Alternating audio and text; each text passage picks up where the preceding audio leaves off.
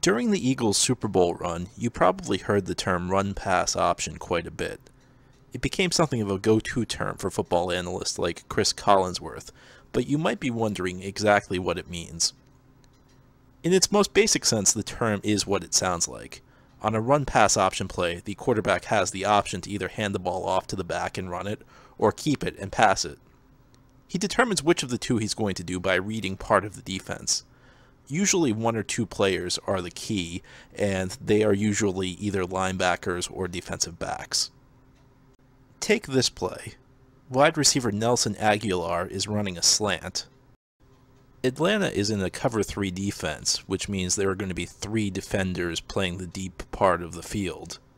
That means the corner at the bottom of the picture is going to be dropping deep, which will require the guy who's standing over Aguilar at the moment to drop toward the sideline and protect the flat. Deion Jones becomes the key to this play. On a pass play, Jones is probably responsible for Aguilar's route in zone coverage. To take this route away, that means he's going to have to move toward the bottom of the picture. What makes this particularly tricky is the fact there is a run option on this play, and the run play is flowing in the direction toward the top of the picture. Jones also has a responsibility against the run, so if he drops toward the bottom to take away the pass play to Aguilar, there might be an open gap which he's supposed to fill against the run, which could lead to a big gain. But if Jones flows too far to the top of the picture to try and stop the run, there's going to be a lot of space for Aguilar and he'll be wide open. The read here is Jones, and as you will see, Jones does play the run and bites too far up the field, which leaves Aguilar open for an easy completion.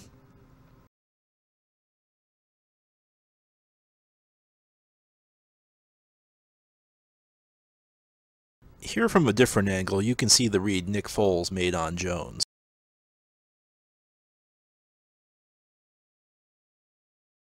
A quarterback also has the option to throw on these plays, even if something sticks out to him that's not among the original keys, such as the corner giving too much cushion to an outside receiver, as you can see on this play right here.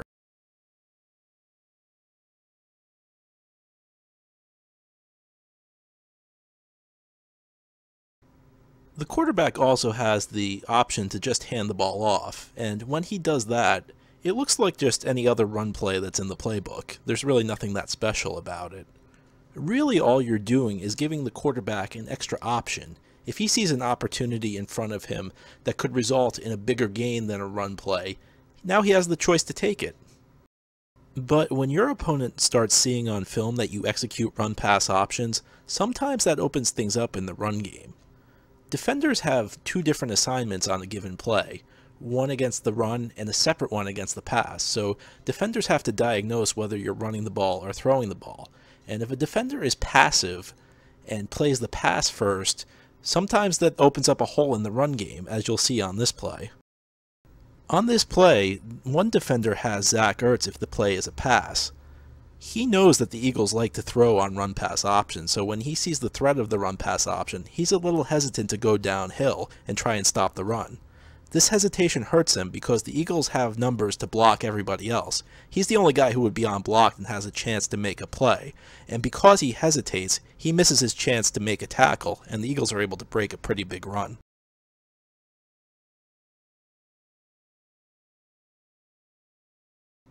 The concept behind the run-pass option is not totally foreign to the NFL. For years, smart quarterbacks like Tom Brady have taken advantage of the soft points on an opposing defense. Even if the Patriots have a run play called, if Brady sees that a corner is playing too far off one of his wide receivers, he'll just toss the ball out to his wide receiver and take the free yardage.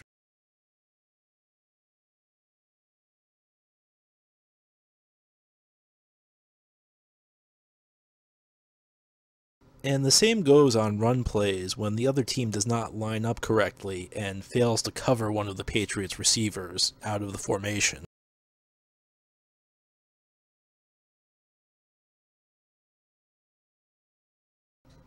What the run-pass option does is add stress to the defense.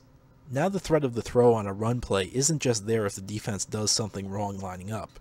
receivers are running actual routes and forcing defenders to make quick decisions, which can create major breaches in the defensive structure. The run-pass option has become a staple of many big-time major college offenses.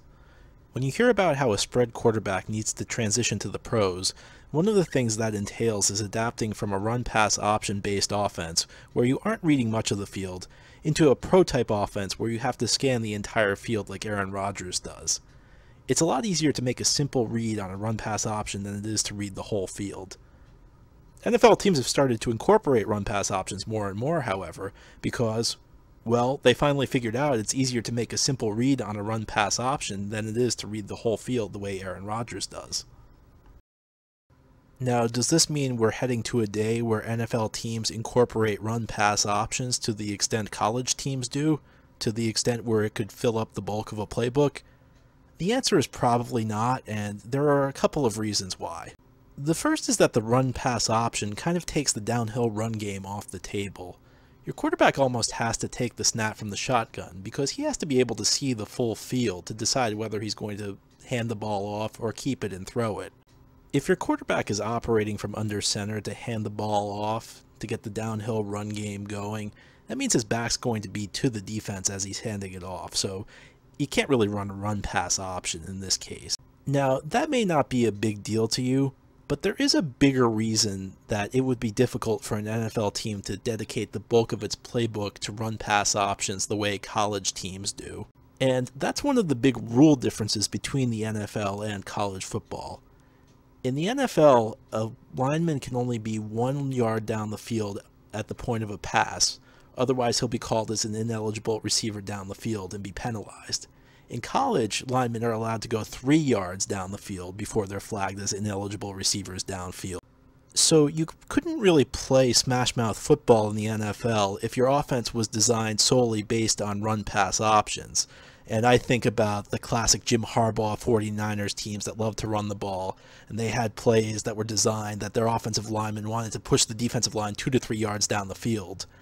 You can't really do that if there's a possibility your quarterback's going to be throwing the ball, because that's an automatic penalty. And on the same note, it would be difficult to throw the ball down the field with regularity in an offense that was primarily based on run-pass options.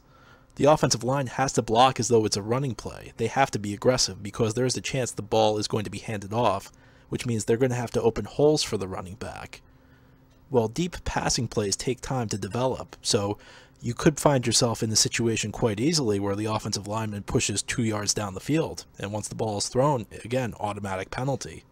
You can do it in college because, again, offensive linemen can go 3 yards down the field. But the NFL is a different story. Finally, it is better to have a quarterback like Aaron Rodgers who can scan the whole field. The entire field's in play with a quarterback like that, and if you can find one like that, it's better than running run-pass options where the quarterback can only attack a small area of the field. That said, run-pass options have found their way into NFL playbooks, and I think they're here to stay, and the reasons for that are obvious. They're fairly simple to run, and they're effective.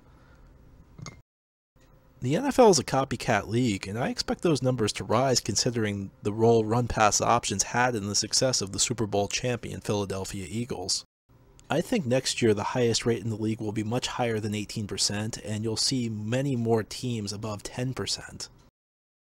Even if you can't build an entire playbook around run-pass options, they can help you produce a steady diet of positive plays, the type that help you win games.